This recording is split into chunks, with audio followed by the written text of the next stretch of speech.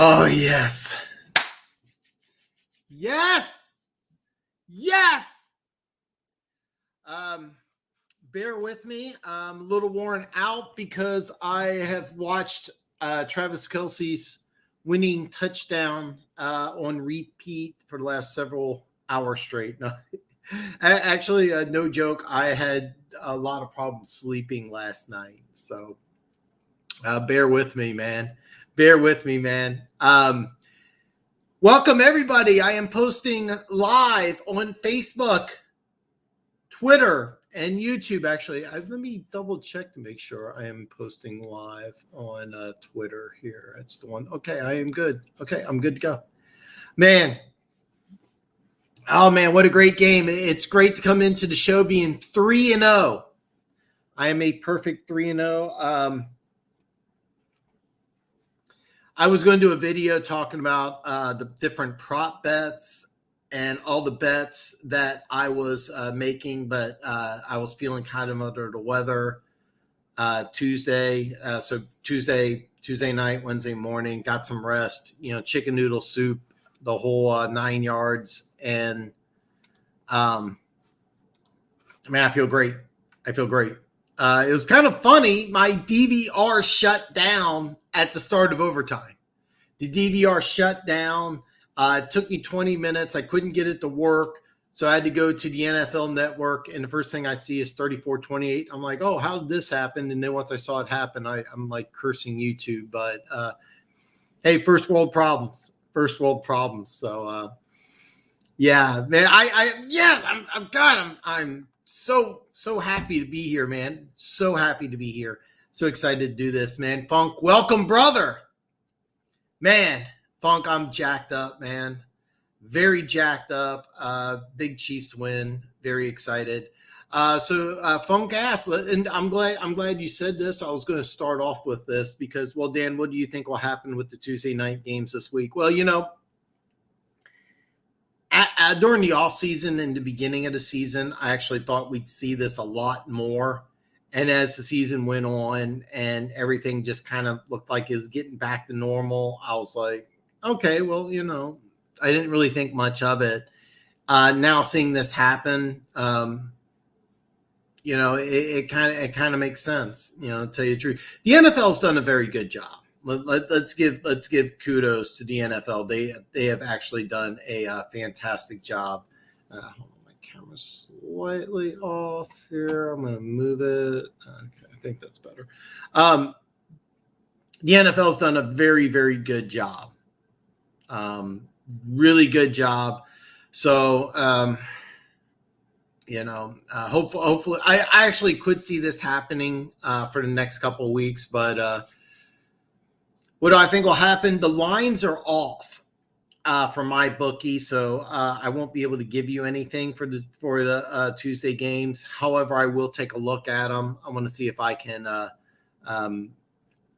pick a winner because any opportunity I can have to make some money, I'm going to go ahead and take it.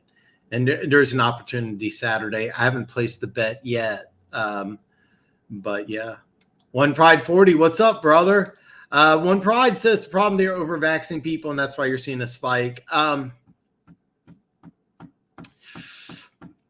man. I kind of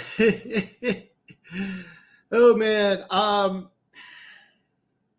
God, I don't know if I should touch this or not, to tell you the truth. This probably isn't the topic for this channel. I'm not vaccinated. I won't get the vaccine. I believe in, I caught a cold. I rested. I got better. That's it. I believe, try to eat right, stay in shape, and let your natural immunity do the work. But, if you got the vaccine, more power to you. Nothing wrong with that. But it's not for me. Anyway, Jimmy, can't go wrong football for the next 4 days. No, you cannot. I mean, football Tuesday, isn't it great? You know what? I'd rather have football on Tuesday than football on Thursday. I really wish they'd get rid of the Thursday games except for Thanksgiving and the start of the season. I remember when it used to be you open the season on Thursday and you would have the Super Bowl winner play on Thursday. This year you got a really good game, Tampa Bay and Dallas. And then Thanksgiving football, they've upgraded that to 3 games, which I think has been awesome. And that those should be the only Thursday games. I'd rather have Tuesday night football than Thursday any day. I really wish the NFL would get rid of Thursday and just do Sunday and then the Monday night game. But it is what it is. It is what it is. No, you can't go wrong.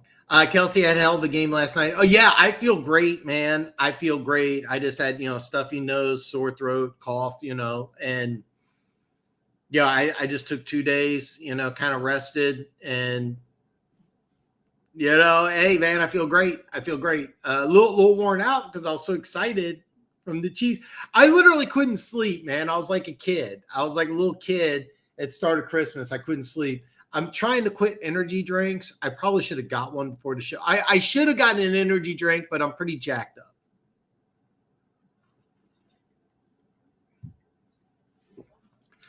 Funk says pride to vaccine. Again.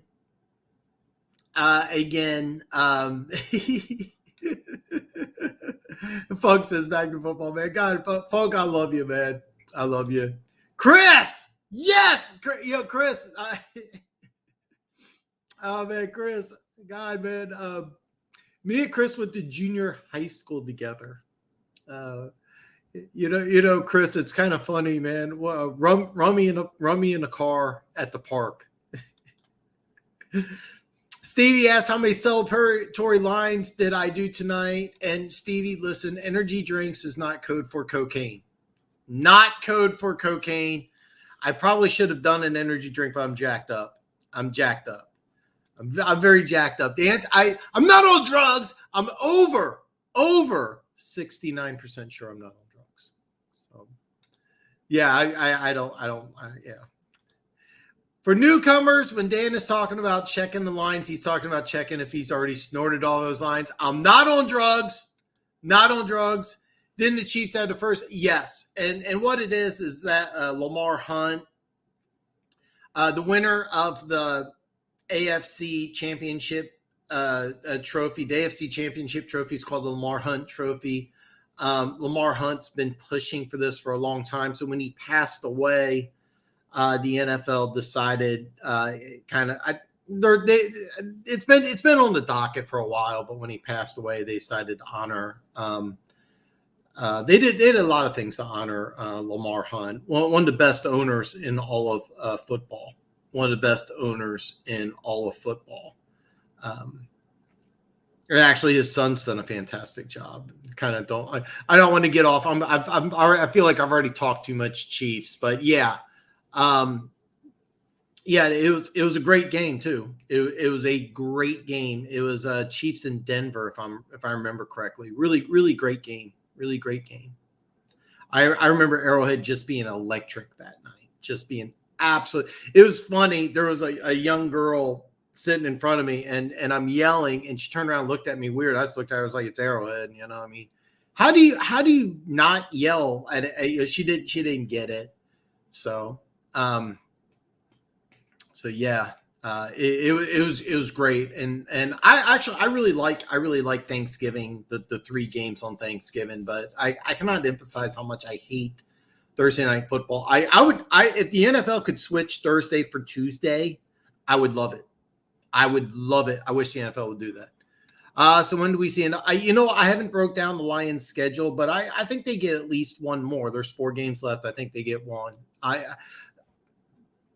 They have the one thing I absolutely have to give credit for the Lions, and the Jets had the same thing last year.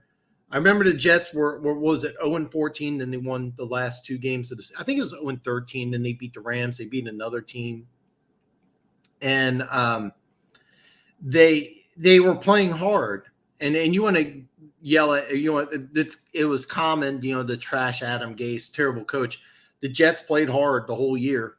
winless, and Dan Campbell's Lions have played hard. So it wouldn't shock me if they win one more game.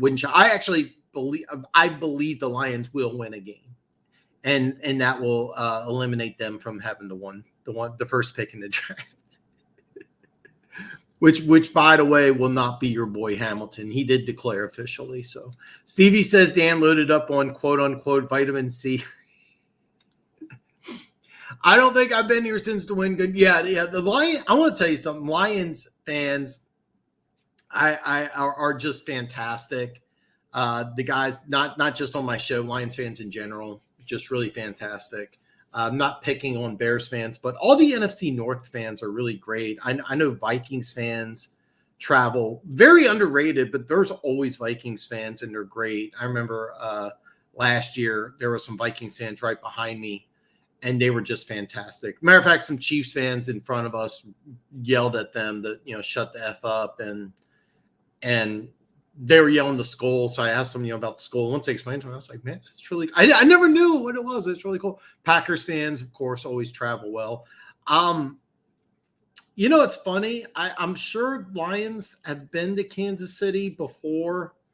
But the last time I remember a Lions game at Arrowhead was when Barry Sanders was on the Lions. So I don't really remember, but, since I've been on Luke G's show twice, I've had lots of love from Lions fans. So I not only that, I got nothing but love for Luke G. Nothing but love for Luke G. Follow Luke G Field Review if you're a Lions fan or if you're a sports fan. He does some really good stuff for the draft. So yeah. Okay. You know what? Let's start off the show and let's do this here. I should have had this pulled up, but I did not. So let me break this down. The Browns. Let me see. I have the Browns game ready to go. Browns -2. What the hell? Okay. The Browns are okay. All right. I use my bookie. So the Browns game, the Rams game, and Philly is not listed at all. All right. The Browns, Vegas at Cleveland. Cleveland is a 2-point favorite.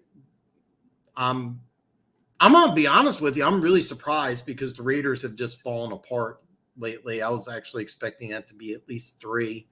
The Rams are a 6.5-point favorite at home versus Seattle. That makes a lot of sense. Philly's a 7.5-point favorite. Hey Jimmy? I'm not questioning you. But can you double check? Are you sure Philly's a 7.5-point favorite against Washington? Are you sure about that? I'm not questioning you. That just seems very high. Okay, by the way, for you, those of you who don't know, Heineke's probably not going to play. I should double check that. I didn't have a chance, but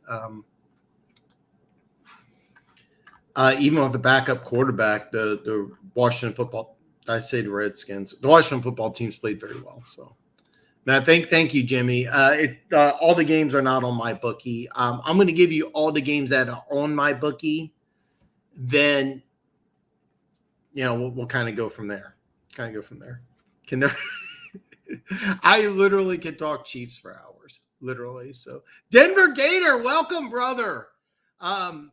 Those, great time to announce this. Listen, Denver Gator is going. The plans are tentative, but Denver Gator is going to be on next week's show. We are going to talk all the New Year's 6 bowl games. He's going to offer his expert opinion. The best part is he is going to wear nothing but an orange barrel. It's going to be fantastic. Denver Gator, I'm going to get with you. We'll do a test stream in the week. I will get with you. I'll send you a message here early in the week. So, yeah. I'm here to talk. Funk. That's the reason why I created this show, is because I wanted 32 fan bases to come together. All the inside information, like for example, the first time I knew that there was 25 players out from the Lions was here on this show. I want all the inside information I can possibly get. Sorry, this is just a little sticky note I had. So yeah, that's the whole point. That's the whole point. But yeah, I could talk. I can talk football. I can talk college. That's what I'm here for, man. But yeah, man, it's awesome, man. Denver Gator, man. Okay, so anyway, Thursday games are such a terrible thing. More injuries on the short week. Very few games are exciting or interesting. Someone always gets screwed with the schedule and the way teams travel. Yeah, Denver Gator. I could not said it any better myself. I hate the Thursday games. If the NFL switched Thursday for Tuesday, and then you play on Tuesday and then Saturday, that's tough. But it's really hard. I don't think NFL. I don't think people understand how hard it is for an NFL player to play Sunday and then turn around on Thursday. College kids, it's not a problem, but NFL games are so much more physical and harder to recover from.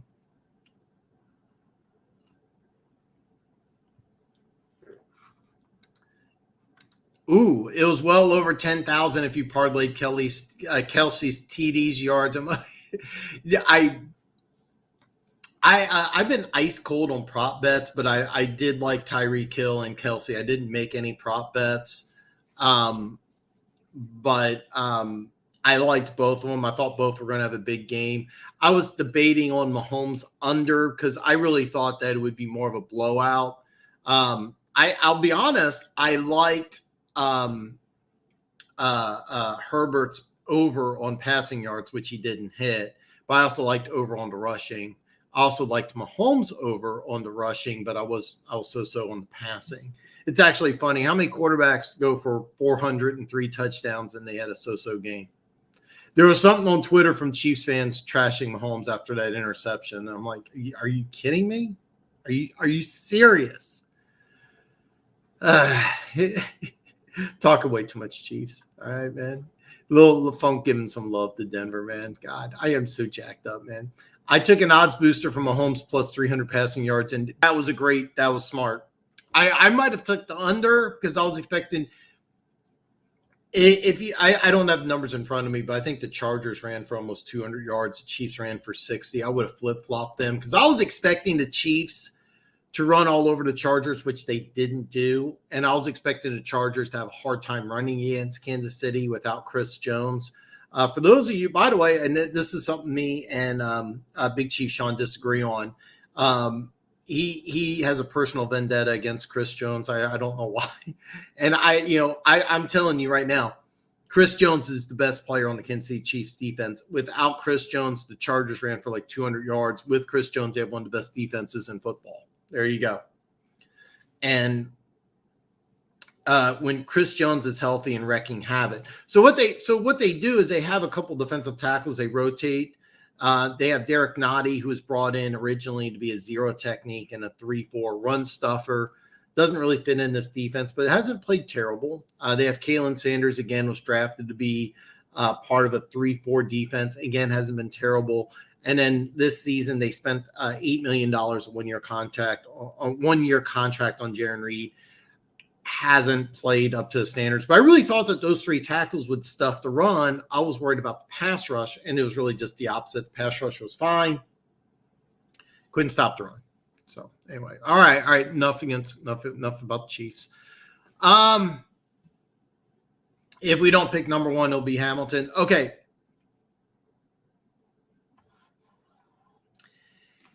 Hamilton may not be available. The reason why I say that is if you win a game,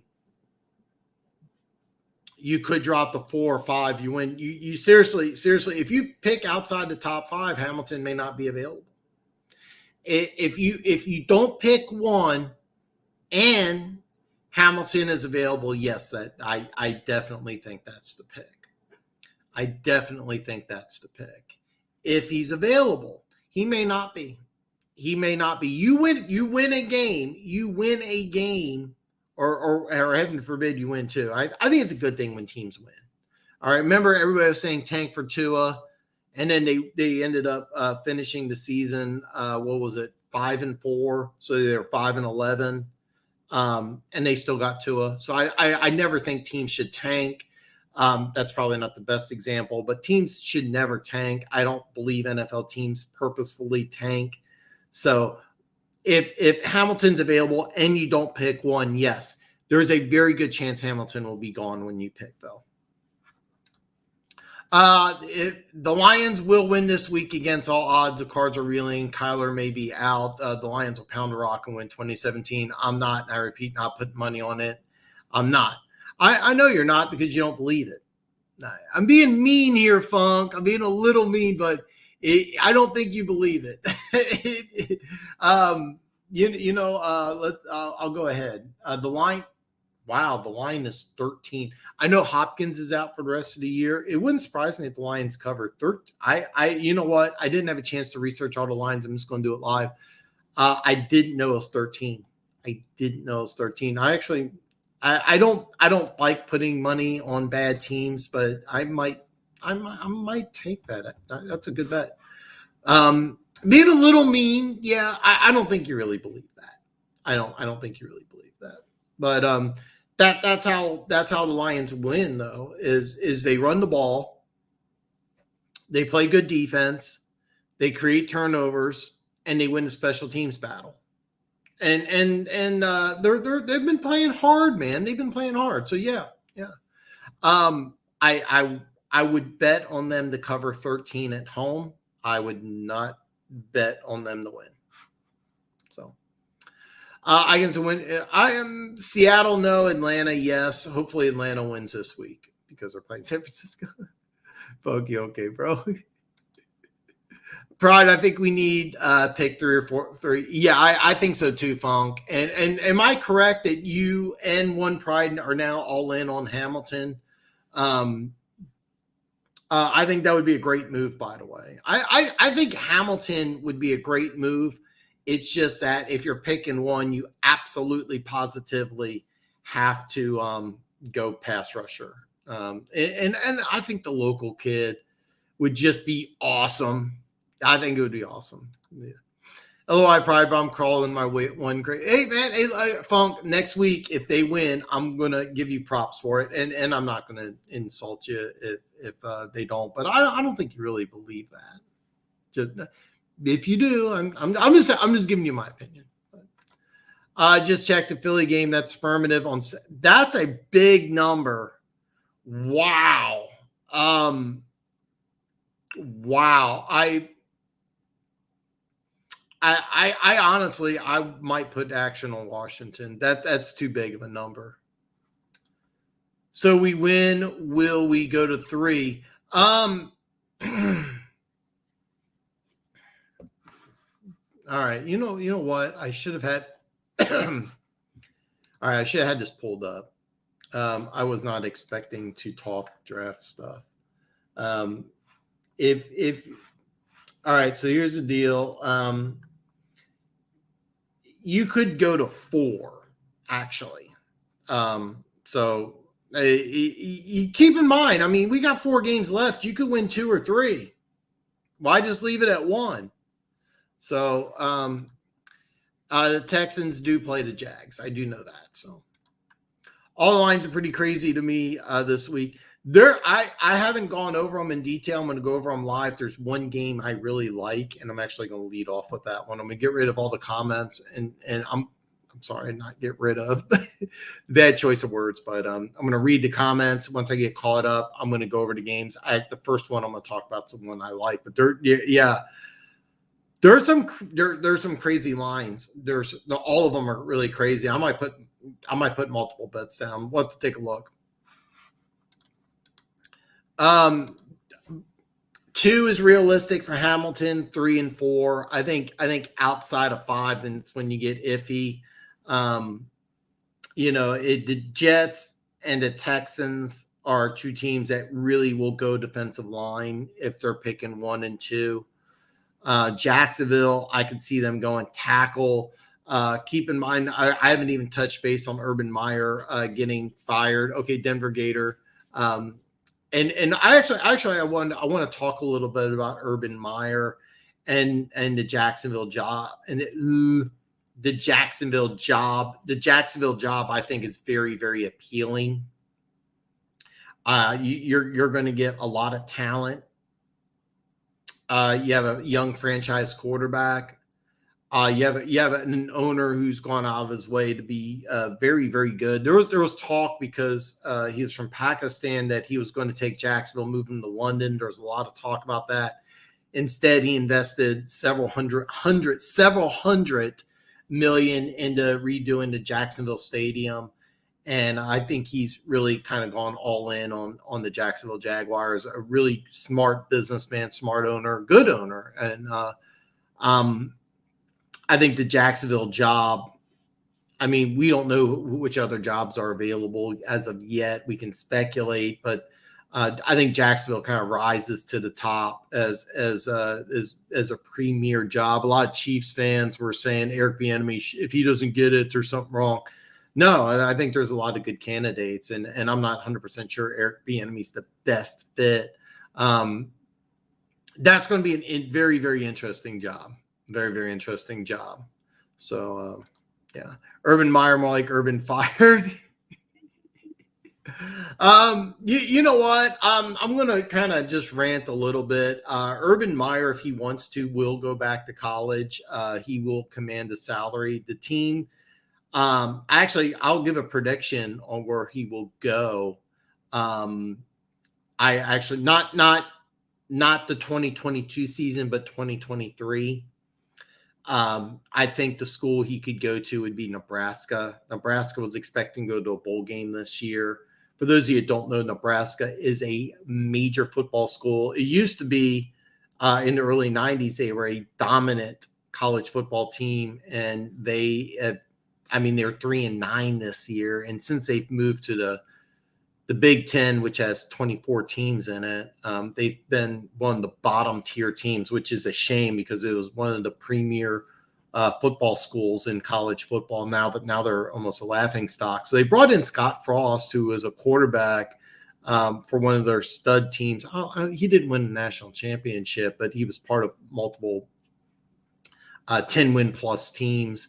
And he went undefeated at UCF, was going to stay there.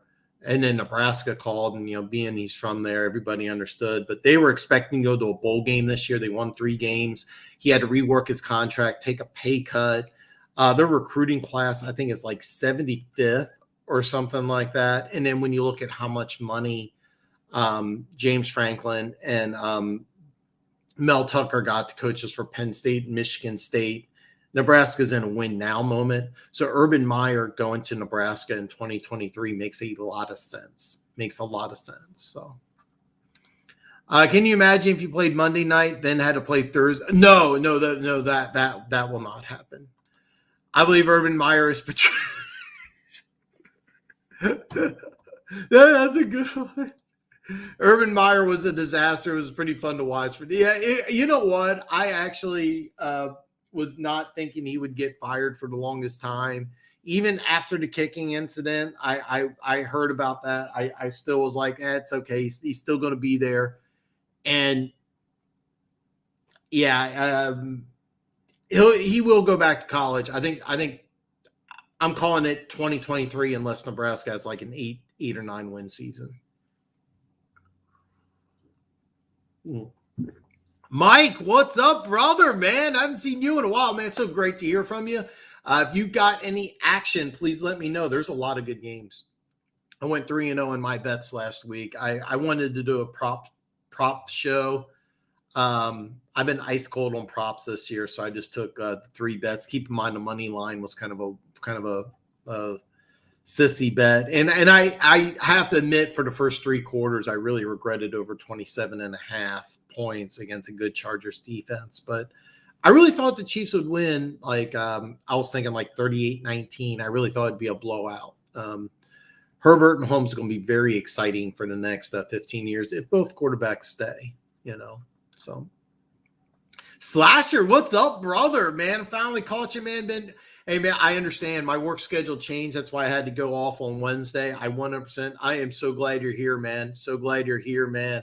I'd love to get your take. Philly, 7.5 point favorite. I'm floored by 7.5. I'd love to know your opinion. Should they be favored by over a touchdown against Washington? I almost called them the Redskins. Texans versus Jags, ultimate tank bowl, best game of the year. Yesterday would be celebrated as Trevor Lawrence. Oh God, that is good. That is good, man. Yeah, man. This Denver Gator giving some love to Slash. That's awesome. Nope, it's a fan thing. Yeah, yeah. I mean, yeah. With 2 wins, that okay. If you have 2 wins, remember you have the tie, so you leapfrog all the other teams with 2. So yeah, yeah. I'm glad Slasher's here, man. God, I'm just jacked up. Tanking's a loser's mentality. I don't want anyone. Exactly, exactly. I don't think franchises um, tank. I've heard it in the NBA. I don't want to believe it, but in the NFL, I don't think teams tank. And take a look at remember everybody was on board for tank for 2. I kept on saying no. The Dolphins are going to win. They're not tanking. They end up finishing 5-4. They still got Tua. It's so different. To tell you the truth, I would not hate it if the NFL did like the top 5 picks did a lottery. It'd be a lot of fun. A little unfair maybe, but yeah, I don't think anybody tanks. So Lions are still down a lot of players, Jeff. I have not. Okay, a full disclosure, Jimmy. I haven't checked injury reports. I haven't checked injury reports. I haven't checked the weather reports. Been a crazy week, so bear with me. However, all the bets I'm going to make are going to be on my website. All the bets I'm going to make are going to be on my website. I might do the same thing I did this week. I might put the link on my website. I might do a YouTube post. But all the links will be on my website, and I'll post everything. So I haven't done as much research as I probably should have. Definitely not enough before the show. Just my schedule's been hectic. Hopefully, you guys understand. So, you think Cards reach out to? Seriously. Okay, Red Sea would have to answer this, and I haven't talked to him, but I think the Cardinals have been in a constant communication with Larry Fitzgerald. And I think Larry is happy being just sitting on the sidelines. But if I'm the Cardinals, I am begging for Fitzgerald to just come back, even just putting on the uniform. But I think they've been communicating with him. I probably should talk to Red Sea about this, but I think they've been in communication with him. I don't think he'll do it. And Hopkins isn't done. He's just done for the regular season. He's good to go for the playoffs. So absolutely hated to have my Eagles to have that short week because of another team can't follow COVID rules. Well, I mean, it's a long week, and Pittsburgh got screwed last year. Did have an effect on them. Being that you guys are honestly in playoff contention, to be perfectly honest, it's a long shot, but yeah, I get it. But yeah, it's the way of the world. I excuse me. At the beginning of the year, I thought this would happen a couple times as the season progressed. I was like, okay. Keep in mind, I'm pretty isolated. I work from home. The only thing I did was go to the gym. I canceled my gym membership about a month ago. My apartment complex they redid their gym, which I didn't even know about. So I've been using that. And that's why I look so awesome. Yeah. I get it. I get it. It sucks. It's good. It really sucks is you got an experienced coach like Rivera. You got a first year coach. I'm drawing a blank on your coach's name, but I know he's first year coach, offense coordinator from the Colts. Drawing a complete blank on his name, but yeah, it's unfair. It really is. I get it. So I'm winning on the Green Bay over, the Lions under, and the Fins 9. Yeah, Mike. I put 100 on the Chiefs over 12.5. So when they were 3-4, I just threw it out the window. Yeah. They're playing again. They have 3 tough games. But yeah, the Chiefs over 12.5 can now hit. The Pittsburgh over 8.5 because Pittsburgh plays Kansas City next. my San Francisco under 10, I still feel good about, even though they're 7-6. Yeah. Miami is up in the air. Who would have thought? What was it? 1-6, 1-7, something crazy like that. And then the Green Bay over, that was great. If I remember right, it was a 9.5.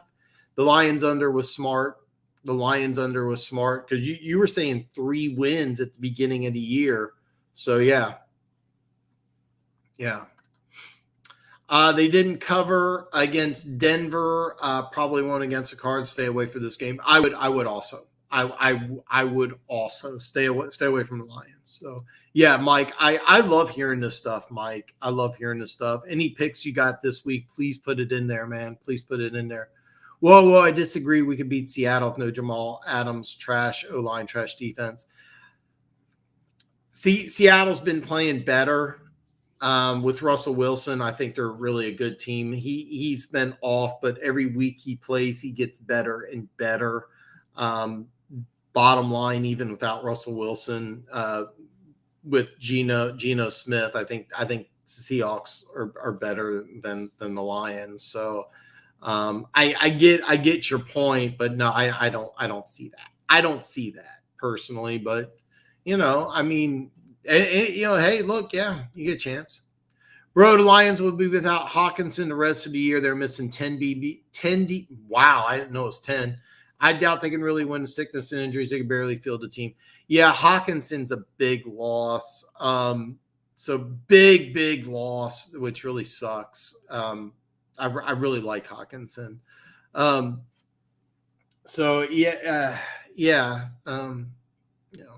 Here's the deal. I'm never for a team tanking, but if you guys get the number 1 pick in the draft, that's a good thing.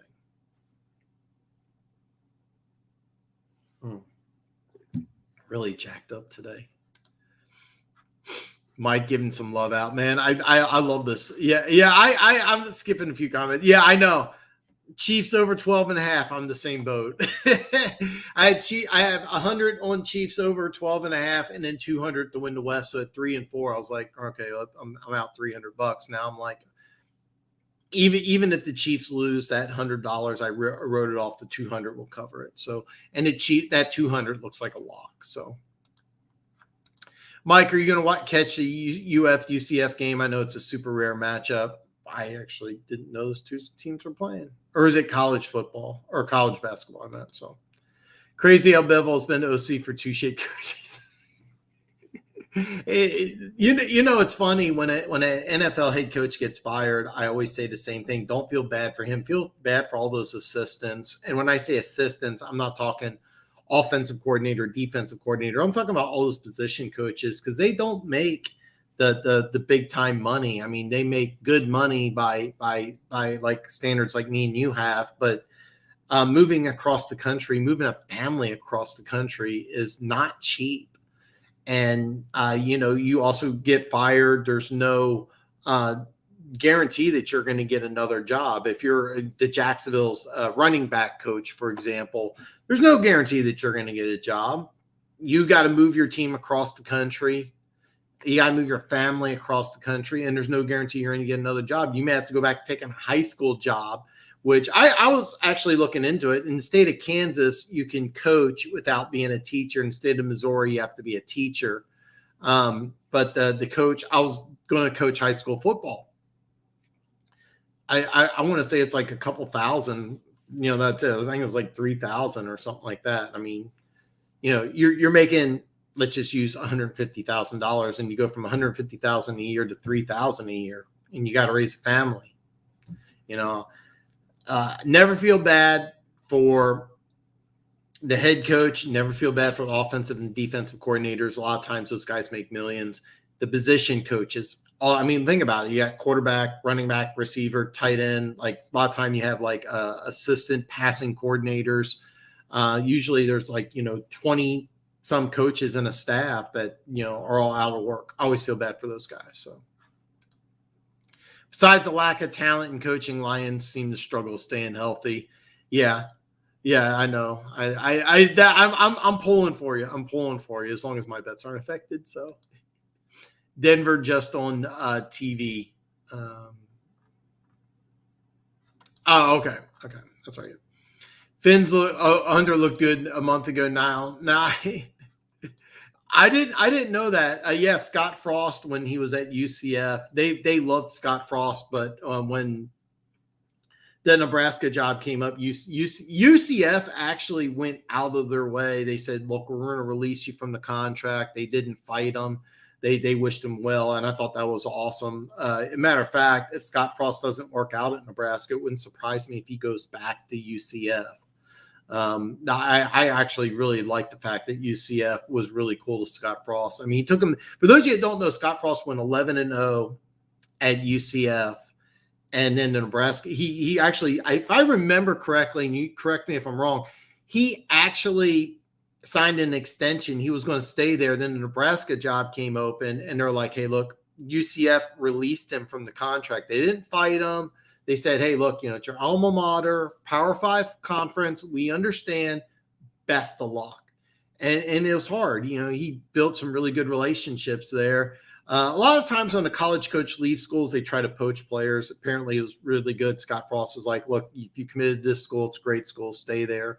I think maybe one or two players left. I'll be honest, Mike, I don't know all the details. You probably know a lot more than I did, but as far as a leave, it was really pretty cool the way UCF handled it. I really had a lot of respect for them. I'm not going to sit here and say I'm a Golden Knights fan, but I follow them. I think the UCF USF is kind of cool, to be perfectly honest. And then FAU, FIU, especially when Lane Kiffin was at FAU for like those two minutes. So. Yeah, I written it. Yeah. I'm hoping you got it. Yeah, he took over 9. I thought it was a smart move. I thought it was a smart move because I kept on seeing 9.5. So he got 9, and Miami was like, for me, it was a dark horse Super Bowl team, and then they just fell apart. But yeah, you can collect on that. I don't have the numbers in front of me, but I'm not sure Urban Meyer will Nebraska's a team that would overlook it. And the reason why I say that is because Nebraska, believe it or not, Nebraska has very deep pockets. A lot of people don't realize this. Nebraska sinks a lot of money in their football program, and it really affects the whole state. The Nebraska football program means a lot more to Nebraska than a lot of other schools. It's really important, and 3 wins is it's actually a drain on the economy. So that's kind of, I kind of don't want to talk about Nebraska football that much, but believe me, Urban Meyer will get another job if he wants one. I've never talked to Urban Meyer personally. I don't know his mindset. Could he I don't think he'll go into coaching this year, but I think he could go in 2023, and the school I got circled is Nebraska. And by the way, I think Urban Meyer would love the opportunity to come back into the Big Ten, play against Ohio State. I think he'd love that opportunity. And Urban Meyer would be able to recruit and build a team pretty quickly. And that's, like I said, Nebraska is the team I got circled. Now, if Scott Frost goes from 3 to like 8 or 9 wins, all bets are off. But if it's 6, okay, if they go 6-6, they go to some shitty bowl game, Frost could be fired for Urban Meyer. Yeah, so the Urban Meyer will get a Power 5 job. Trust me. There's been lots of college coaches that have left the NFL under bad circumstances and have got another NFL job. The guy who left the Atlanta Falcons, complete blank on his name. It was he took over the Falcons, and then Michael Vick had all the legal incident. I forget that guy's name. He left like in mid-season, didn't even tell anybody. He left notes on the player's locker. He took a job, I want to say, with Arkansas. Nick Saban. Nick Saban just out of the blue left Miami for Alabama. Controversy, lesser controversy. So, I mean, I can kind of go on and on if I did more research. I remember, if I remember correctly, Lou Holtz didn't even last one full season in the NFL, took over at Notre Dame, won national championship. Not any controversy to the best of my knowledge, but I don't even think he finished a year. So NFL coaches getting fired, going back to college. Remember all the controversy that was with the guy who's at UCLA right now. Come on. 45 minutes in, I forget the name. Chip Kelly. Remember all the controversy with Chip Kelly? Very similar. Remember he got rid of a bunch of players in Philly. Where did he go? He's going to now. Is he going to UCLA? He's actually thriving. So yeah. Okay. The Ravens have ruined 2 of my last 3 bets in a row. Ooh, yeah. Yeah, all the injuries with the Ravens are a team I'm kind of circling for next year because the Ravens are a team that the over-under could be like 9.5 or 10 for 2022, and I would put big money on the Ravens to cover. The Ravens next year are a team that I'm thinking is going to be very dangerous, maybe even my AFC favorite. And now keep in mind we'll have to see what happens in free agency and everything, but the Ravens over under next year is going to be a team I'm really circling. So I'm sorry about this, but hopefully we can get you on the right track this week. You can get a push on the Fins, Mike, over 9 might be a big ask. Yeah. Matt Patricia on the most toxic. I love going to the UCF bounce house. Oh God. I envy your anybody who's spent some time in Florida. I've only driven through Florida, but it's always looked awesome. Yeah, it looks good. Yes, Tyler. I remember everybody said Urban was a genius hire and Campbell was a bad hire. Lots of people said Urban was a genius hire. I don't think too many people said Campbell was a bad hire. I could be wrong about that. I know that hindsight, a lot of people didn't like Campbell, but I think all in all, a lot of people liked Campbell hire. So I definitely think we should be favored by a bigger margin. Washington has more than half their starters out. I think we should be at 2 score. Well, you're 7.5. Okay. All right. So, wow. I didn't realize how behind on comments I am. I'm going to try to speed this up. So I'll try not to rant so much. I don't pride. A lot of people didn't like the Urban hire. I actually, to be honest, I really liked the Urban hire. I thought it was a great move. So. Myers, right? Oh God, that's so funny. Okay, I'm not wiping my nose because of cocaine. I hated it from the beginning. Patricia versus Urban. I guess Urban hits a spirit. Gase was an idiot. He was. Know where we stand to be unrealistic and expect you to know everything at all time. I came here for a collaboration of information with you. That's why I created this channel and the website is so we can all kind of get together. That's why I put all my social media below. You can follow me. I know a lot of you don't do social media. You can check out my website. It's kind of funny because like Corey and Corey the Red Sea Homeland, we're still in an Instagram group chat. I use Twitter for a Denver Gator and Big Chief Sean. It's kind of weird how that is. I'm also on multiple Facebook groups, but I keep on unsubscribing to Facebook groups because more and more crazy people.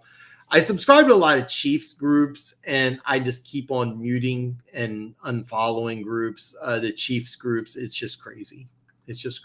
So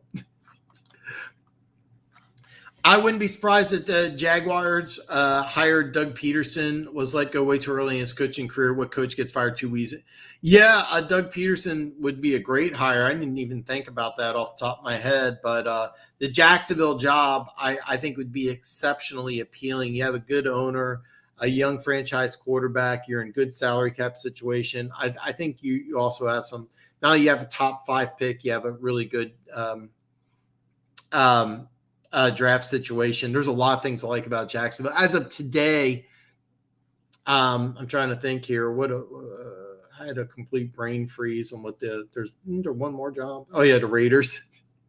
I think it's much more appealing than the Raiders job. Of course, now there's talk that Mike Mayock may be out as the Raiders GM. Remember, he was Gruden's handpicked guy.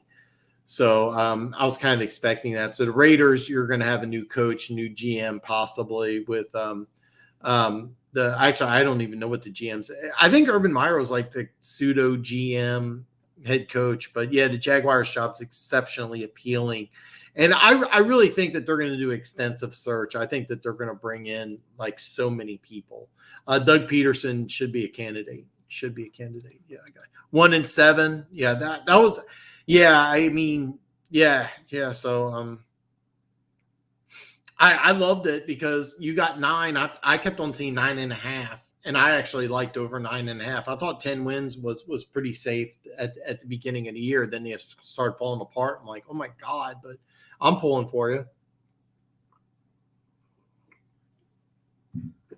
All right, sorry I'm so behind on the comments here. Someone mentioned your Leftwich take the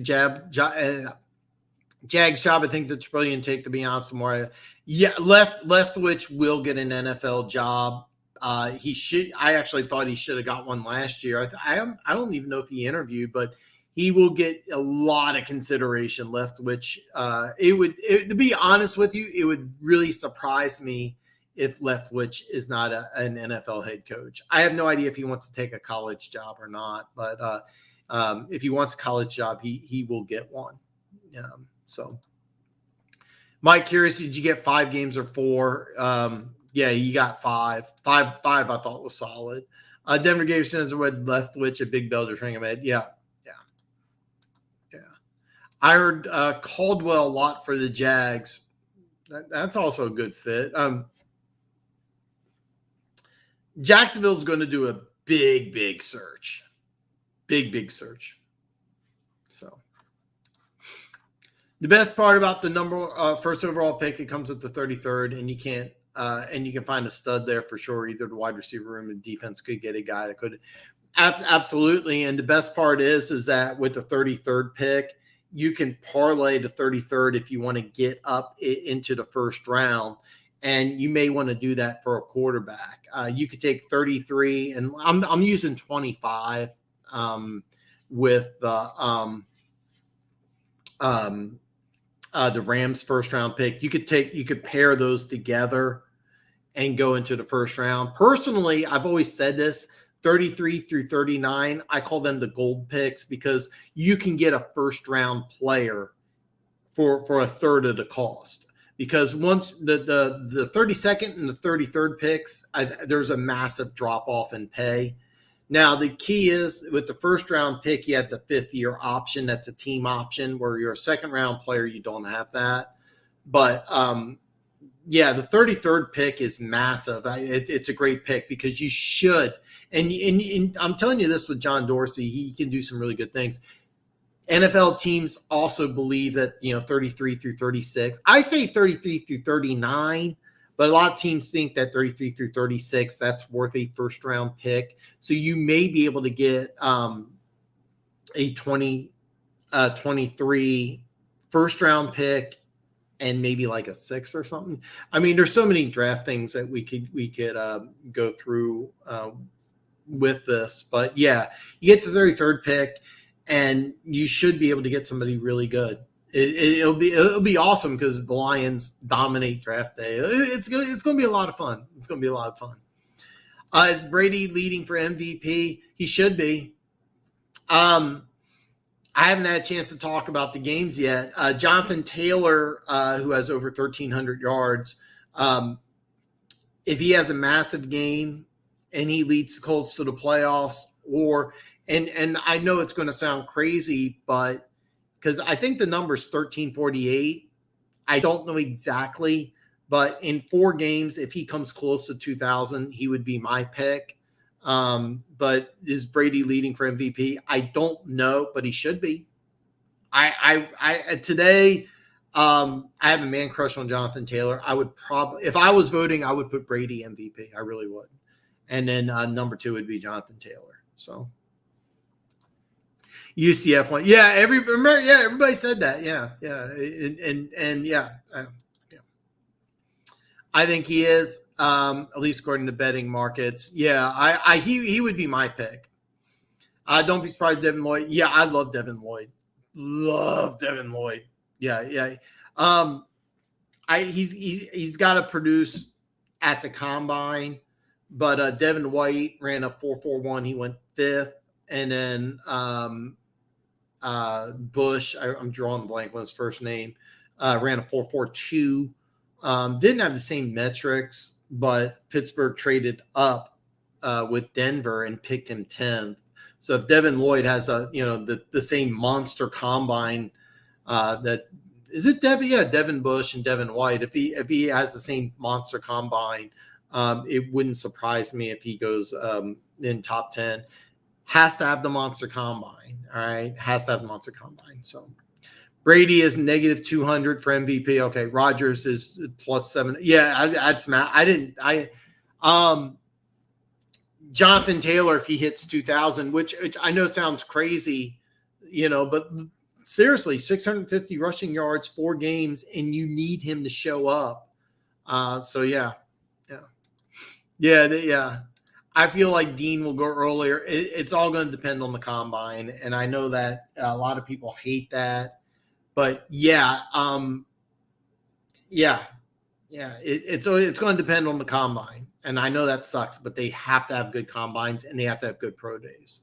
Both these guys, I think, will compete at the combine. I think they'll do everything. Gotta have a big combine. Gotta have a big combine. The Kane signed the Oregon coach. That was a great move. Great move.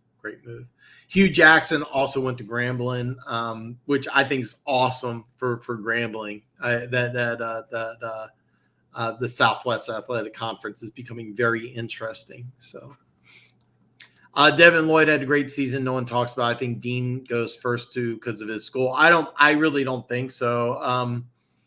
The mock drafts I've seen Lloyd consistently in the top 10. I haven't seen Dean. I think it's all going to depend on the combine. I really want to see what these guys measure up at, because I'm hearing Dean is going to be. I hear in Dean 6 foot 225. Lloyd, I think it's like 6'3", 235. Both of them look like they're about the same speed.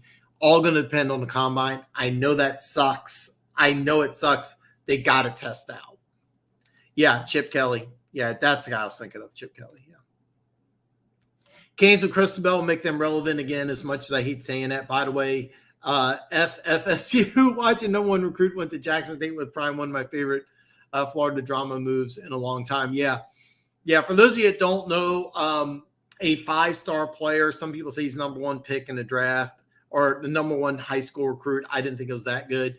He was originally going to play at FSU, switched over to Jackson State. It's the first time since they've been doing the recruiting, a 5-star player signed with a non-Division 1A school. And it makes Jackson State very, very relevant. Last year they had, I think it was the 85th best recruiting class. No recruiting class has ever been top 100. Now they get a 5-star player. It's going to be a lot of fun. I actually watched part of Jackson State and Southern. I mean, here I am. I'm somebody who has no interest in those schools. Now I'm watching it. So, I mean, I honestly expect Dion to leave for a Power 5 school sooner or later, but who knows? Gator, what's your opinion on Chris Bogle? I'll be honest, I don't even know who that is. Is he the corner? The Florida corner? I have a draft crush on Dean, have had all year, but I remember when he took Monty Rice's job last year, but I have Lloyd off the ball, linebacker 1. Sorry, my nose is itching. It's not from cocaine. Off the ball, linebacker 1 and Dean 2. I'm not sure. I have a 3, maybe Smith. I want to see what they do at the combine. I know it sucks. I know it sucks, but I have Lloyd in linebacker number 1 because of the size difference.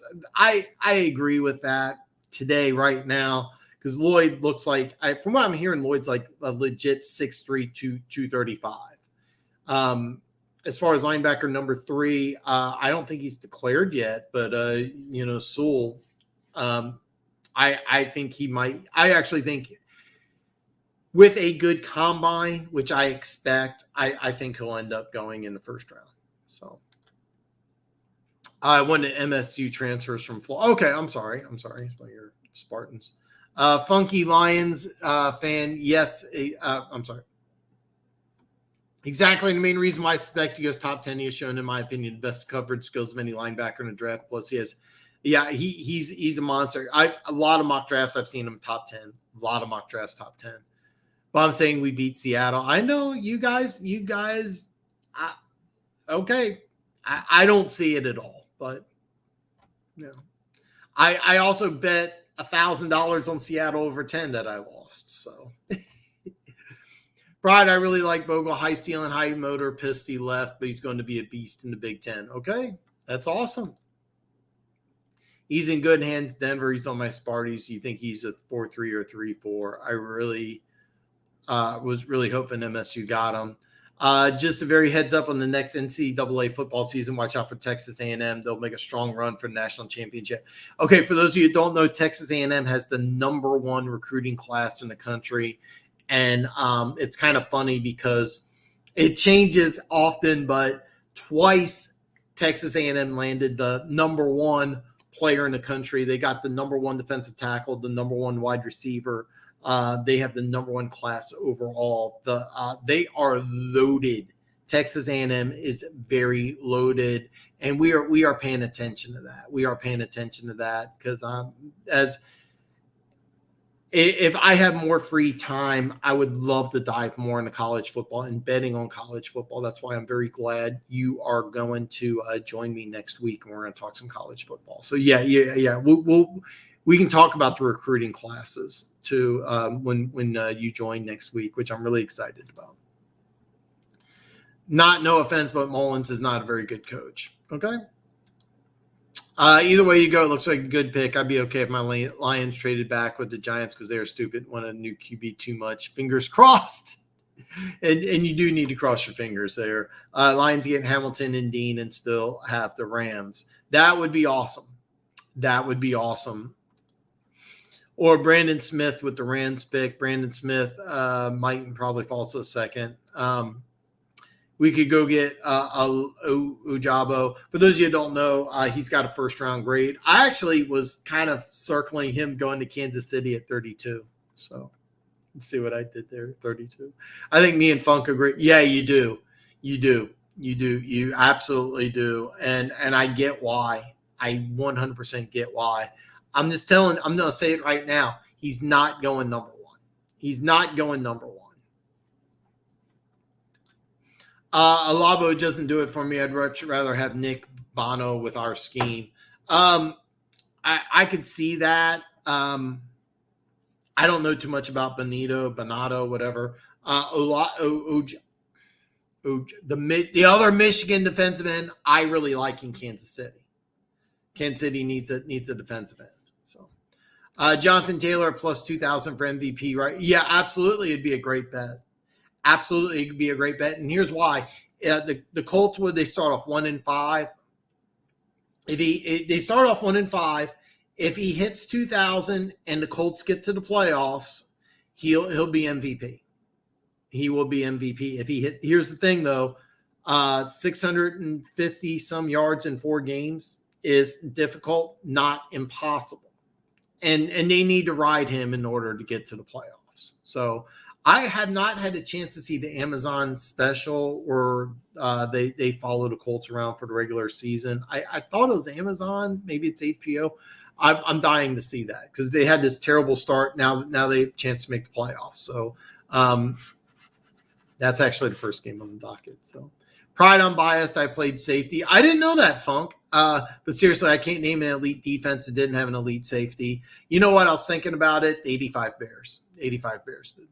So, or Johnson, the last 5 years, no.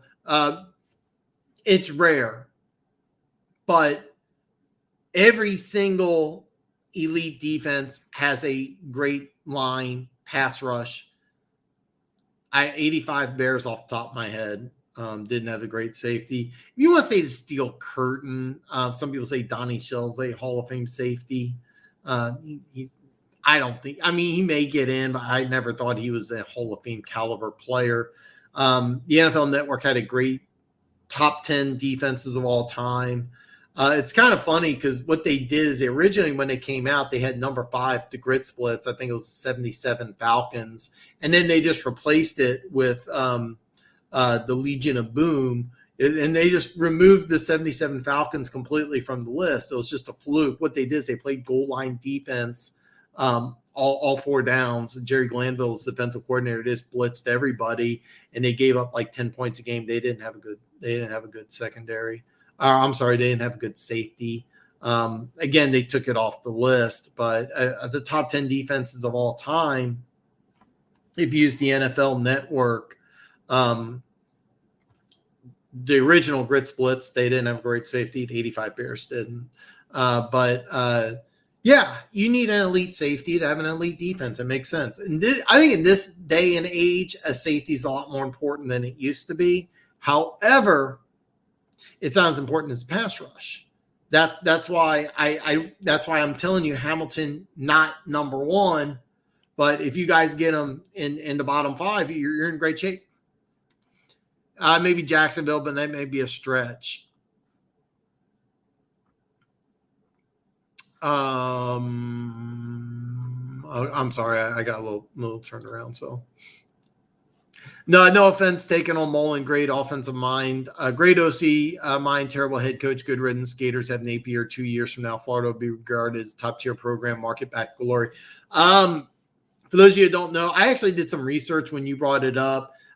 There was it was funny, I think it was 5 years ago, they were talking about the Alabama staff. Napier was a defensive backs coach, but it was like I drawn a complete blank. The now Georgia head coach was the defensive coordinator, Kirby Smart. Napier was the defensive backs coach. Like 4 other coaches are now head coaches and doing a good job. So, Mullen actually, I thought, was a pretty good head coach. He did a great job at Mississippi State, and I've seen this happen where you do a good job one place and then you go to a bigger program, you don't have the same level of success. Mullen will probably get another head coaching job, and I think he'll do a good job. Is he an elite head coach? Probably not, but I do know this: he recruited really well. He brought a lot of players in. So I as of right now, I know the Florida recruiting class has dipped, but I'm waiting to see if it spikes back up, because Napier does have like an SEC background, and he does have ties to Louisiana, of course, coaching at Louisiana. So it'll be interesting to see where that Florida recruiting class ends up. I'm not saying this because I'm trying to kiss your ass. I'm just saying this because it's a fact. College football is better when Florida has a top program and is competing for a national championship. When Urban Meyer led them to a national championship, it was great. But when Spurrier led Florida to the national championship, it was phenomenal. I loved Spurrier. So, yeah, I personally thought Napier, I know you liked it. And remember, the guy that you said went to TCU or TCU from SMU, what was it? Sonny Dykes. Even though that's a small name, I liked it because he had that wide open offense, which I thought would appeal to Florida fans. But being that it's a premier position, I thought that they would go with a bigger name. So anyway. You guys were always a solid program. I'm excited to see bottle 10K. Man, I'm sorry, I'm behind on comments, man. I'm Noah Sewell, second-year player at Oregon. He will not be in this draft. Dan, 2020 was his first season. I think he redshirted. I could be wrong. I think he's eligible. I think he is eligible this year. I think he's a redshirt sophomore. I could be wrong. Bogle is a okay. That's the question. Okay, might fit a 4. Okay, that's interesting. My Spartans did fairly well in recruiting. I believe we have another good year. We might be able to get a 5-star. We were really close to pulling a 5-star this year, and it's going to be tough because all the 5-star talent's going to go to either Ohio State or Michigan, because you gave Mel Tucker all that money. that will attract the 5-star players. It's going to come. It's going to come. You got to have a good year this year, and then it wouldn't surprise me if you start attracting 5-star talent. But you need to have 9 to 10 wins, and either a win against Michigan or Ohio State or Penn State. You win one of those 3 games, you have a chance. Yeah, absolutely. Jacksonville had Barry Church, solid safety. It's going to depend on who takes over that program. It really is, because right now they run a 3-4, and they have 2 really good edge rushers. But I would pencil in the left tackle out of there's some good tackles in this draft, by the way. I want to say Neal, the Alabama left tackle, because they franchised Cam Robinson, and he's been banged up, and I don't think that he's going to come back. I don't see Jacksonville signing him long term. So I think that with the way the draft is today, right now, I see left tackle being at Jacksonville. So, but it's going to depend, because they may switch schemes. But in the current 3-4 scheme, safety's not as big of a priority as left tackle, because left tackle is a gaping hole. You got Trevor Lawrence. You got to have your offensive line set up. So I as of today, and keep in mind, a lot of things could change in the next several months. I mean, free agency hits, they may want to give a lot of money to left tackle and then use the draft somewhere else. But as of right now, I'd see Jacksonville going tackle. Jim Pats lose 1. Hello, man. Welcome, brother, man. Glad you're here, man. Little love to Jim. Last 5 years, Tampa, Winfield, 49ers, Terrett, Bears, Eddie Jackson, 2017, Eagles, Giants, 2016, McCourty. Honey Badger to Kansas City, wins the Super Bowl. So, Falcons had Neal. All right. Is he a Hall? I don't think he's a Hall. Oh, you're okay. Never mind. We're not talking 77. I'm sorry. Soul Boys could be next big NFL family players. Watts, Bosa's dude. Yeah, I love it. I love his game. I'm hearing 260, and he looks like he can move. Again, combine with a lot to do with it, and I do believe he's eligible. I do believe he's eligible. I could be wrong, and if he's not, he's a guy to circle. All right, so let me get on the picks here, because I'm an hour 12. I can already tell my throat's starting to go. So the coffee's lukewarm. It's not hot anymore. New England Patriots, a 2.5-point underdog at Indianapolis for tomorrow. Obviously, weather's not going to figure in. Damian Harris is out. I actually thought this line would go to 3. I like the Patriots. Bottom line, they can play man defense against the young wide receiving core from the Colts. I see them really stopping the run, making them one-dimensional. The offensive line's been doing a really great job with the Colts. Damian Harris is a big loss. I get it. But I really like the Patriots here. I might put action on this one. I'm up in the air about it. I'm going to double-check all the injury report. I know Damian Harris is out.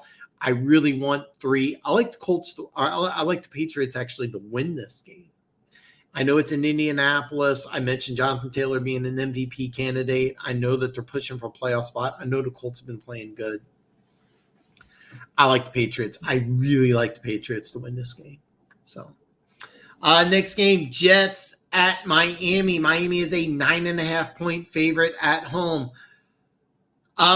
Okay. Hey, I'm going to skip some comments here. Pat's money line are taking the points. I would take the points. I'm waiting for 3, but I like them to win outright. I think it's going to jump to 3, even though right now I got negative 110.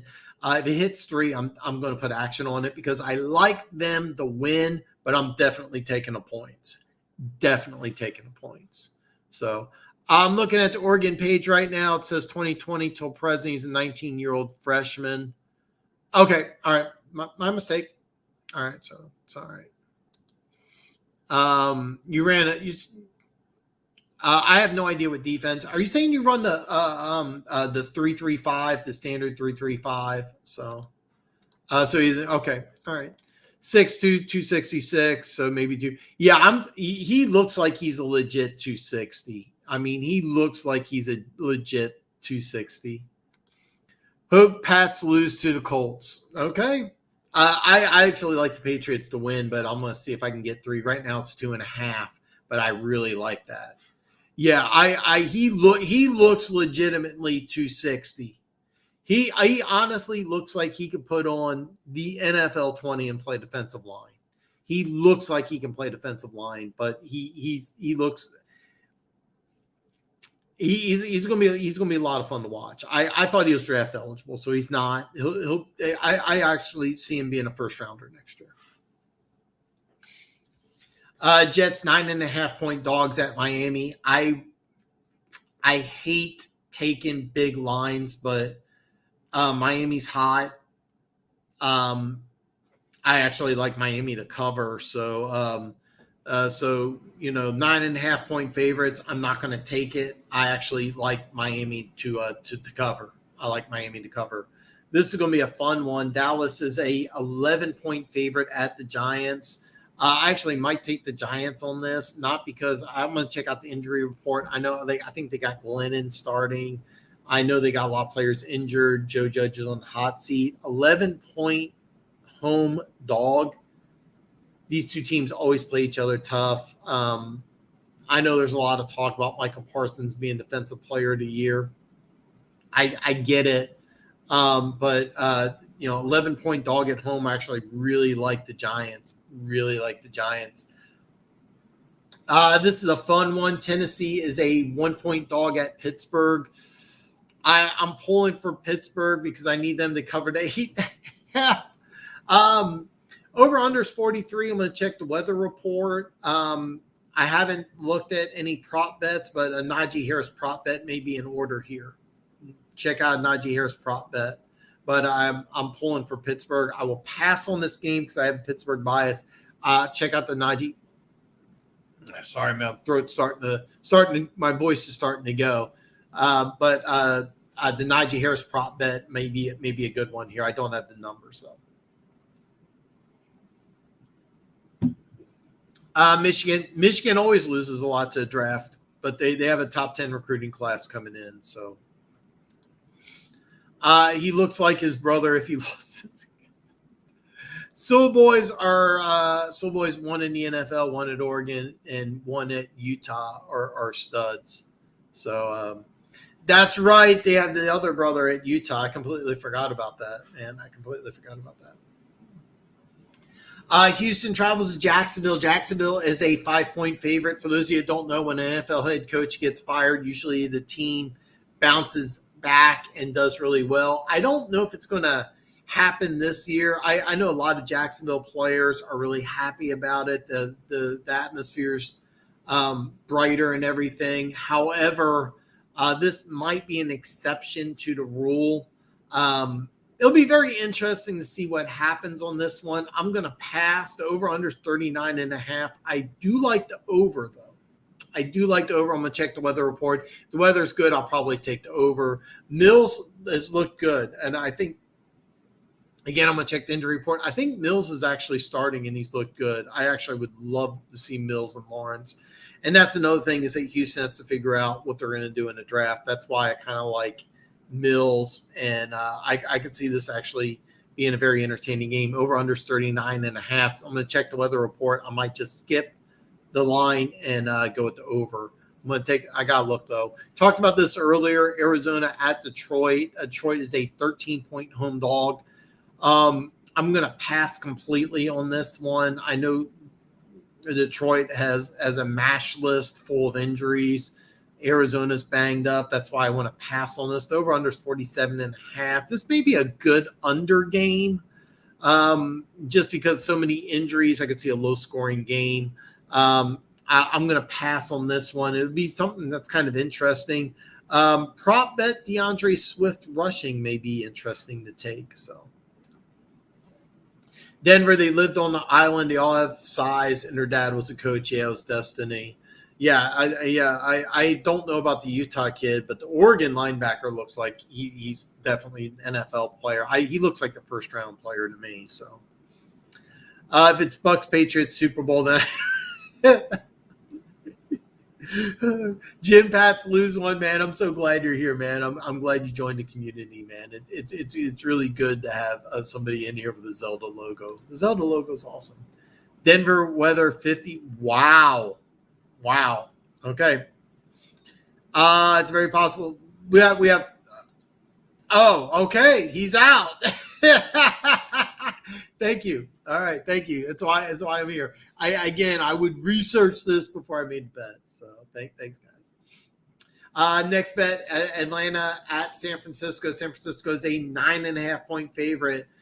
Over under is 46.5. Now, I know, but I like Atlanta in this one. I know it's because I'm going to pass on this because I'm hoping, but I think this is a team that San Francisco may take Atlanta too lightly. Atlanta has been kind of crazy, but I really like Atlanta, but I'm going to pass on this one because, of course, I'm biased. Cincinnati, this is interesting. Cincinnati is a 3-point dog going into Denver. Very interesting here.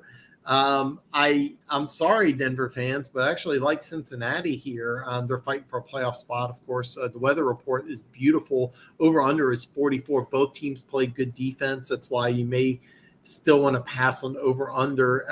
It's hard for me to take under 44 when you have playmakers on both sides of the ball.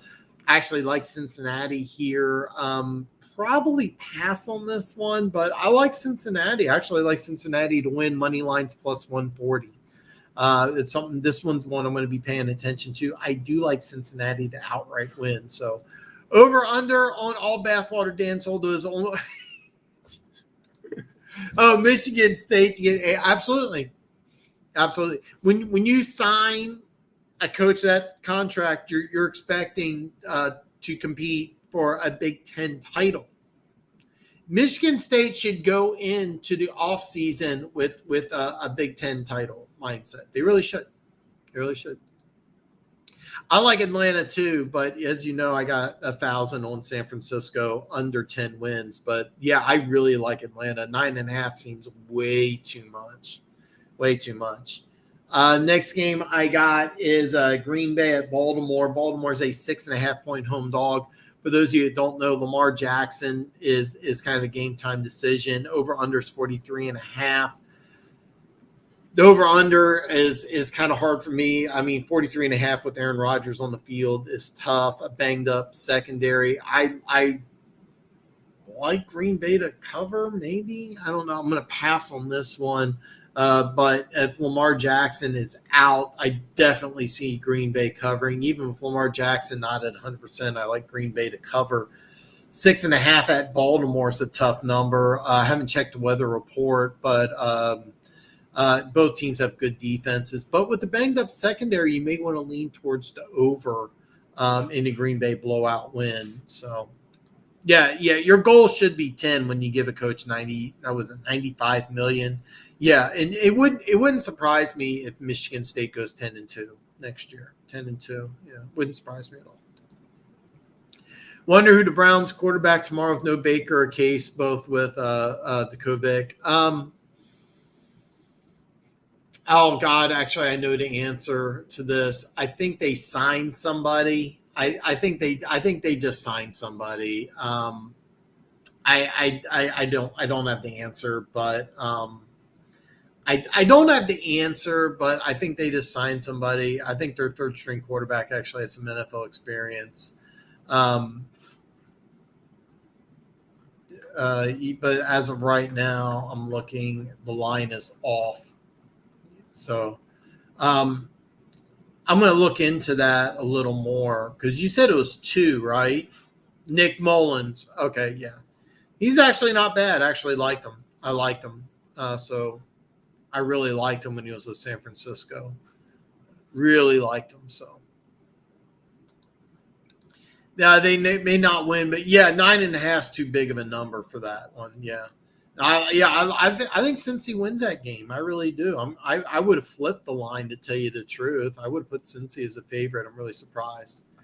We have to get past Ohio State and Michigan, and that's going to be tough, man. It's going to be tough. It's going to be really hard. You also have to include Penn State.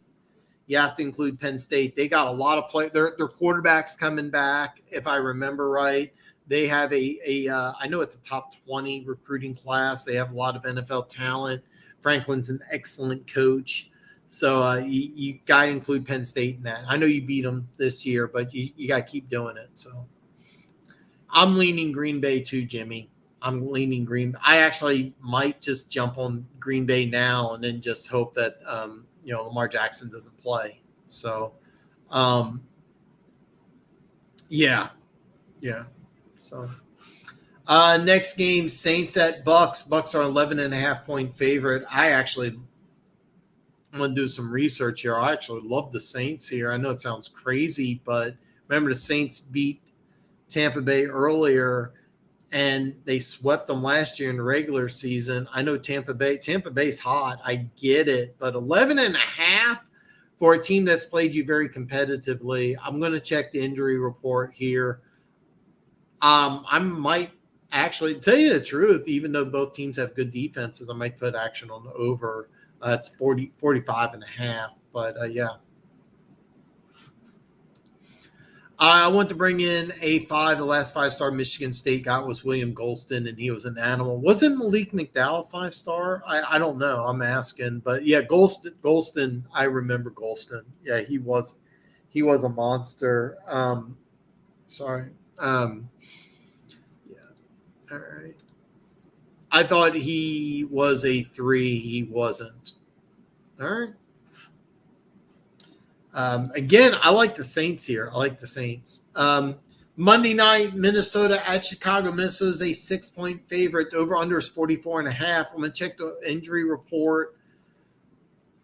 I'll be honest, I really like Minnesota. Both coaches are on a hot seat. This is going to be a fun game to watch, believe it or not. Fun game to watch. I know I'm leaving a bunch of games off. These are all the games that are on my bookie. I'm going to put all my bets on the website. There's a lot of games I like here. I actually like New England. I think New England wins this game, believe it or not. I know the Colts are hot. The Colts are at home. I really like New England here. I really like New England. I probably put action on that. I'm going to do some research. The Giants to cover 11 at home against the Cowboys. I do like that. I like Cincinnati. I would take the points, but I think they win outright. I really do. I think they win outright against Denver. I like Atlanta to cover 9.5. Houston, Jacksonville over under. I'm over 39.5. I'm going to do some more research, but I do like the over. I go for 39.5 a lot. And the reason why I like it is because I think Jacksonville's offense is going to open up quite a bit. So it'll be interesting. Najee Harris prop bet. I don't have the number. Keep an eye out on it.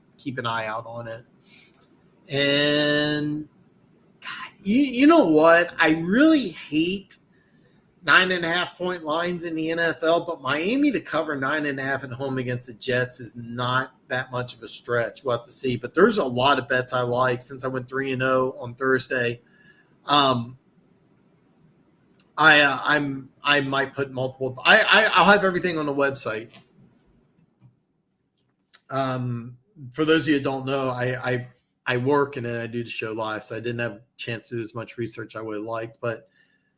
After the show tomorrow, I'm going to do a lot of research and all the bets. If I put action on Saturday's game, I'll try to release it either late tonight, early in the morning. That way you can take a look. And then all the bets for Sunday, I'll probably post Saturday after I get done watching the Saturday night game, which I'll have on DVR. Hopefully the DVR doesn't mess up. So. Thanks, Jimmy. So I just saw the games on Monday. Yeah. I know most of the chats. I know most of chat's college football teams. Everybody sound off on your favorite team, in which hopefully I can bring some good intel next week, or I can sound like a total dumbass, which is no Denver Gator. It's going to be a lot of fun. I'm going to send you a message. We'll do a test. I Send me a message, a direct message on Twitter. Let me know what your schedule's like. We'll set up a test stream just to make sure you can do it on your phone. Everybody who's joined my show, to the best of my knowledge, has always used a home computer. I am not 100% sure that it works on a phone. I don't anticipate any problems. We'll give it a shot, make sure it works before we have you come on. Believe it or not, I actually do some show prep this week. This week I didn't. This show just boom, I'm live. I'm jacked up on the Chiefs win. Watched that Kelsey touchdown like 20 times. So, and also I'm jacked up because I went 3-0 on all my bets. That said, usually I do some show prep. Believe it or not, everybody who's been on my show knows I send a list of questions. So we're just not going to wing it. I actually have several questions ready. I just haven't sent them to you. We'll test the stream, and I'll send you some questions either the day before or 2 days before, because I got some questions I want to ask about the bowl games. I haven't looked at the lines yet. I haven't even looked at the lines yet, but we'll do the lines up to the minute. Probably Friday. I'll send you the final copy. So, yeah, we'll do a test run, and I'm really excited to have you come on, and we'll talk as much college football as you want. Anybody who's got questions, just fire away, man. It's going to be great. It's going to be great. I thought Golson had 5 sacks against Michigan in one game. I don't know, man. You have to tell me. I do remember Golston was, if I remember right, winning a first round pick. I thought Malik McDowell, defensive tackle from Michigan State, was a 5-star player. I could be wrong. Would I take Najee TDs or yards? I don't have the numbers, but okay, Najee will score in this game. Okay, he will have a touchdown. So if you can do a touchdown and win for a big number, actually, I would pass on that because I know they're favored, so you won't get that good of a number. But if you can get Najee to score, yes. Any yardage number, receiving and rushing, take. I think he's going to have a massive game. I think he has over 100 total yards and 2 touchdowns. So yes, take both. I don't know the numbers, Jimmy. You can, by the way, listen, Jimmy, you can always email me. You can, the website's kind of work in progress. You can leave comments on the website. I'm going to put all of my bets on the website, and I'll try to post a link or a post on the, I did a YouTube post with my 3 bets. I'll try to do the same thing. So, yeah. Golston or Malik McDowell? I'm positive Malik McDowell was a 5-star player. A lot of my family is from Ohio. I did not know that. I didn't know that you're a Buckeyes fan. So F Michigan, I will give you the go green. Oh God, that's a good one. That's a good one. That's a good one. People should look at props for Connor. You know what? I didn't mention this to Corey, aka the Red Sea, but I was blown away by how good Connor's been playing. I didn't know he was really a talented receiver, but he had, I think, like 8 catches in the game against the Rams. Really impressive. Now here's the thing though, Funk. The other running back for the Cardinals, big blank. He was healthy for the first time in a couple of weeks. I don't think he played.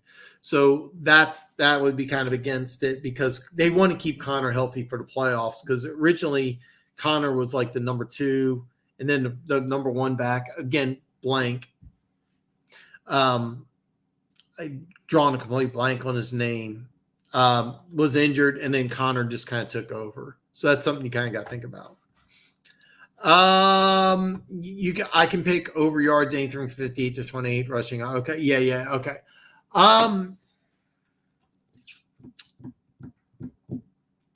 Dealer's choice. Okay. Let's say you're going 58, 68, 78. I would take over 78 because I think he gets a minimum of 80. So over 78. Same with TDs. Over 78 and one touchdown is what I would take. Connor props definitely need to explore. Good pick. McDowell was a 5-star. I was pretty sure about that. I'll take your word for it. I thought he was. 1 TD minus 125, 2 DDs, 400. Ooh.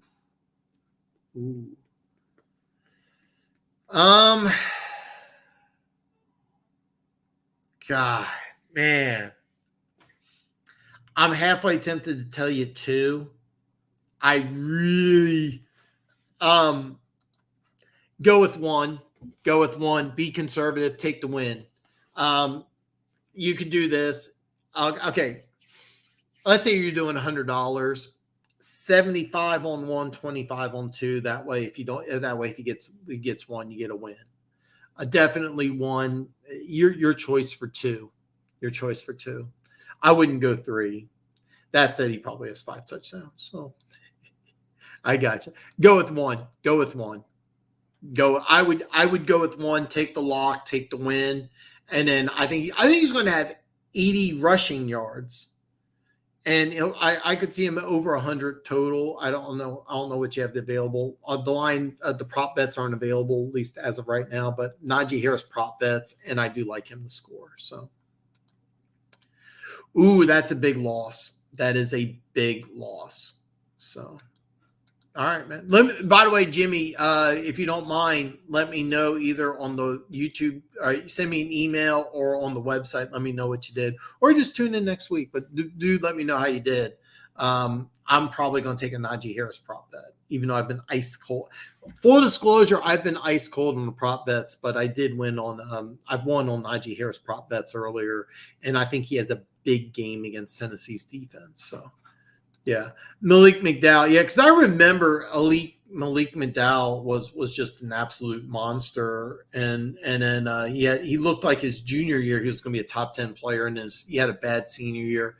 I want to say the Seahawks took him either at 33 or 34 early in the second round.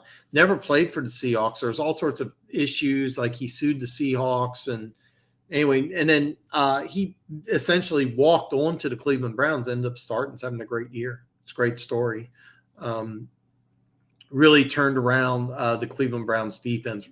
Big part of the Cleveland Browns defense. It'll be very interesting to see if he re-signs with them, and then how much money Cleveland's going to take. Because Cleveland's in a real weird – Cleveland has a very interesting offseason because they got to figure out what do you do with Baker Mayfield. Can you keep Clowney? You got Malik McDowell, and you also got Kareem Hunt. I mean, you got some big names and some big contracts. So we have 8 4-stars in our class alone. I'm not 100% sure. I posted on my Instagram. I don't think you follow me on Instagram. There was I posted, they had like winners and losers, and I think they posted like Michigan State winning because they have either a top 10 or a top 20 class. So Michigan State has a very good recruiting class. Very good recruiting class. I don't know all the players. I know they don't have a 5. That's my knowledge. They don't have a 5-star, but I know that they do have a good recruiting class. I don't know if it's top 10 or not, but they do have a real good recruiting class. Which range are you thinking for Najee Harris receiving yards? I'm leaning towards 30. And I think he's going to have a big game on the ground. But I think he's going to. I'm picturing 30 receiving yards. I'm picturing 80 on the ground, 30 in the air. That's kind of what I'm thinking. At least 1 touchdown. To be perfectly honest, and the reason why I say this is Tennessee in the past has done a lot of man defense, and Pittsburgh does have some really good wide receivers. They've also really liked throwing to Freiermuth as of late. So I think Najee here. So what they do is that keep in mind. Oh no, brain freeze on the Tennessee head coach. Brain freeze. Anyway, comes from the Patriots, plays a lot of man, plays a very similar style to the Patriots defense. And so when you play man, a lot of times you leave your running back open for a I can't believe I forgot his name. It's driving me nuts. Guy played for the Chiefs, outside linebacker, number 50. Vrabel. Okay. Yeah, Vrabel. If you watch Tennessee play, they play a lot of man. So teams that play a lot of man defense, you have an opportunity for the running back, one-on-one with a linebacker, dump off passes. I think I really, really see that a lot. Another thing is that Tennessee's pass rush has really kind of opened up. So I really don't think they want to put Ben Roethlisberger in harm's reach. So I see a lot of dump offs. I'm saying at least 30, but it could be. He actually could have a massive receiving yards. I would take 30. Anything over 30 receptions. I don't know the total. More than likely, you can probably get over 3.5. Yeah, it took me a while, man. But yeah, I a lot of times at man defense, you open up the wide receivers. But I think Najee Harris, big day. I may take multiple Najee Harris prop bets. I think he has a monster game. So he would have been a beast of the bat if he kept his nose clean in Seattle. He got in trouble before to come. Is that what it was? It was drug trouble. I actually don't remember that, but I do remember he was a top 10 pick, and then he just didn't have a good senior year. And I heard unmotivated, but I didn't know it was a drug issue. But he's played phenomenal in Cleveland. Phenomenal. I always pull for kids getting a second chance. So.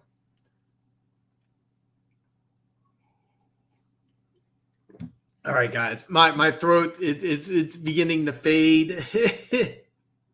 So I'm going to wrap it up here. If anybody's got any comments, last second comments, I'll go ahead and answer that before I end the show. Listen, please, if you haven't done it already, please give me a thumbs up. Any comment whatsoever. You can talk about my haircut, anything at all, really helps the algorithm. So please drop a comment below. We got Antonio Gates' son. That's a really, really good pickup. That is a very good pickup because you already got two really good tight ends. I don't know. Whoever that number 8 is phenomenal. The guy at the long, is it 8 or 6? Got the real long dreads. That's an NFL tight end. And now I think you have Cam Hayward's son. Is that right? He's an NFL tight end. And then you get Antonio Gates' son. That was a monster signing. It didn't make a lot of news, but Chad Pennington. It didn't make a lot of news, but on a lot of you guys, I don't know if you remember, really underrated, pretty good quarterback. His son signed at Marshall. So it didn't make a lot of news, but that could be a major signing because Pennington ended up being, I think, the 10th overall pick. And that team also had Randy Moss. Randy Moss, of course, was a first-round pick. I don't know who the coach is in Marshall, but I know that the team's been doing better and better. So you sign a former NFL quarterback, top 10 pick.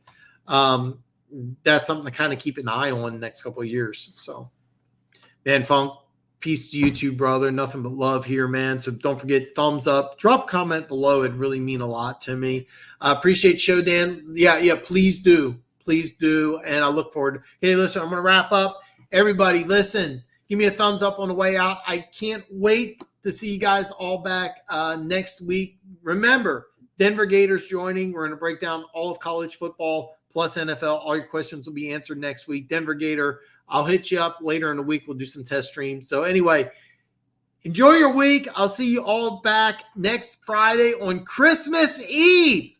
Special Christmas Eve show. You guys have a good week.